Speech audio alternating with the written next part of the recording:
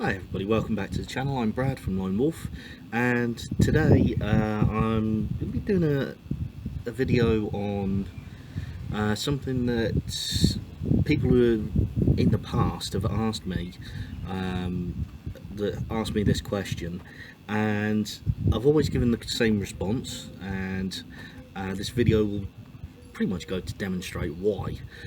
And that question is, can I use bin bags to waterproof my rucksack? Now, as it stands, most rucksacks aren't actually waterproof with the material they use and the seams built into them and everything like that.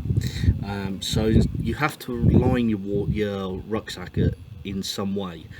And like I say, inevitably I've had the question, can I use bin bags to waterproof my rucksack? Well, the simple answer is no. The reason being is, and I've got bin bags here, standard type that you get from the supermarket, something like that. You have to excuse me, it's a little bit windy today.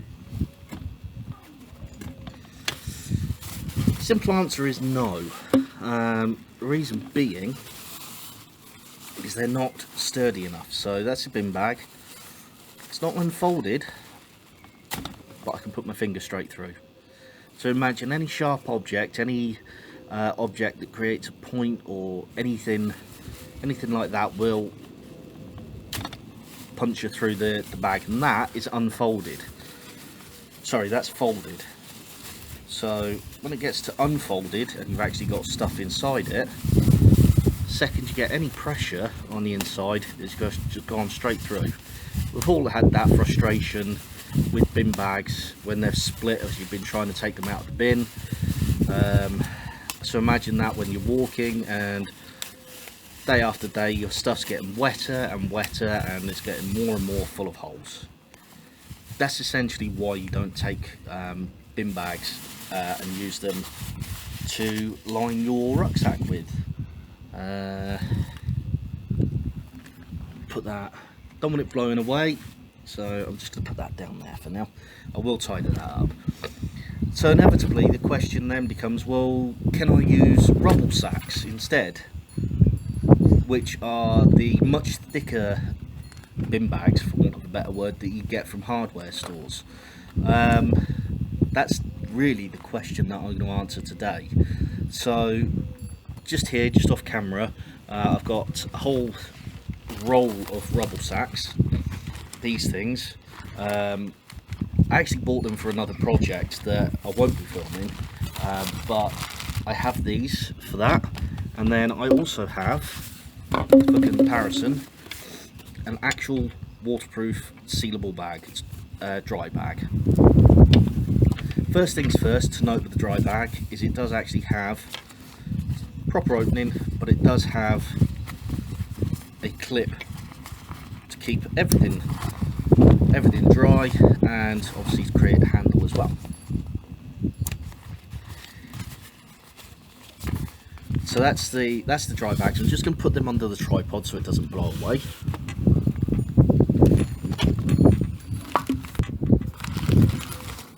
Okay, so this is one of the rubble sacks that I have. Take the roll off. Pop that down there. As you can see, just a standard opening. No fancy clothing or anything like that. You have to roll that to get it watertight. You can tie it up, of course. Not in there, you can tie it up. Like so. But you still got the same problem. See if it's tied, not a problem like that. But you still got the same problem in pressure goes through these rubble sacks. Now, see, it takes a lot more pressure to go through the rubble sack than the bin bags, but it's still, you can still puncture your way through it. Okay, I'm going to hold that one. Just stick that on the table there so it doesn't blow away. Okay, so it's the puncture test with both the bin bag and the rubble sack. With this one, as you can see, I am putting a lot of pressure through there and it's not puncturing. So that's one of the main reasons why you would want actual dry bags as opposed to rubble sacks or bin bags. Okay, the other reason that you'd want the actual dry bags as opposed to bin bags or rubble sacks is because of water pressure. Now, you're not going to be, ideally, you're not going to be walking under waterfalls when you're out and about. However, water can get in your rucksack, as we've already said, and it can sit on top of the dry sacks, or on top of the dry bags, rubble sacks, whatever, and cause water ingress in that potential field. Now, the dry sacks have got a way around this. Like I've already shown it to you. You roll these over at least 3 times. And you do it up. You got not only a convenient handle, but also a waterproof area in there, in the bag itself. And just to prove it, normally if things are airtight, they're watertight. Normally.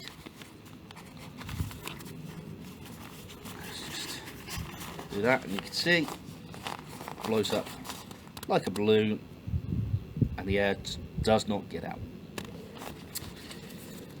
Okay, however, I know some of you won't be convinced, so we're going to move on and I'm going to show you something else. Back in a second. Okay guys, so this is the next part. This is, again, I built this not for this, but for a completely separate project.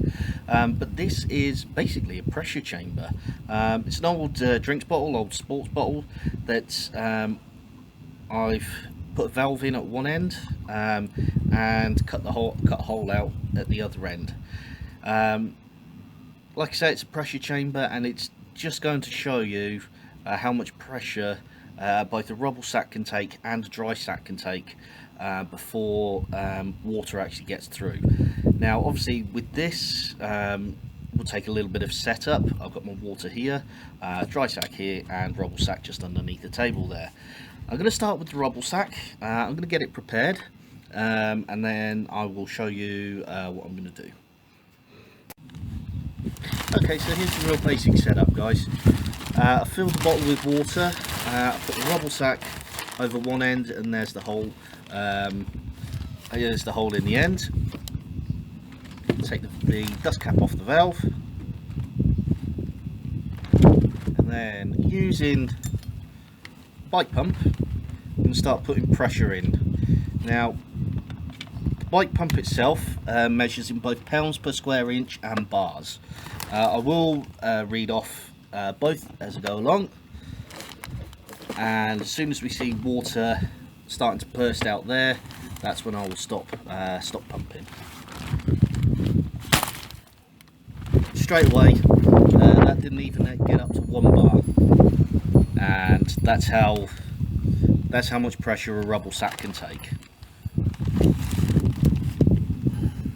Okay guys, so I've got the same setup here with the dry bag this time. Bike pump goes on, lock it into place.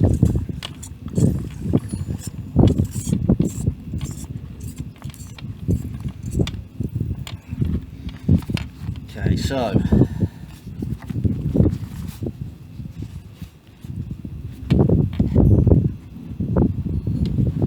bag is leaking, but we are looking at 20 psi. How much further can I go? Okay, that's as much as I'm going to put in, because that's what I feel like.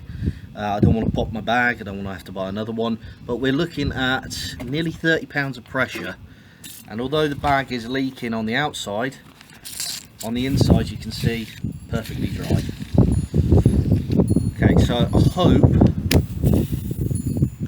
not sure why I stopped the camera there, but there we go. So that should ideally, hopefully, give you an idea as to why, although rubble sacks are a lot cheaper and a lot easier to get hold of, They're not a good substitute for dry bags. There are even better dry bags than these ones out there. You can actually get ones that are designed essentially to be submerged. Just going to tip this away. They are designed to be submerged, but they are incredibly expensive, and they are canoe bags.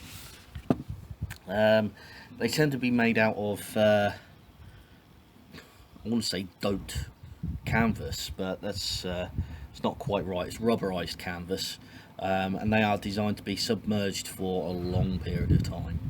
But I hope that just gives you an insight as to why not to use rubble sacks, even though they are stronger than bin bags. And I hope to see you next time. Thank you very much, and I'll see you next time. Bye.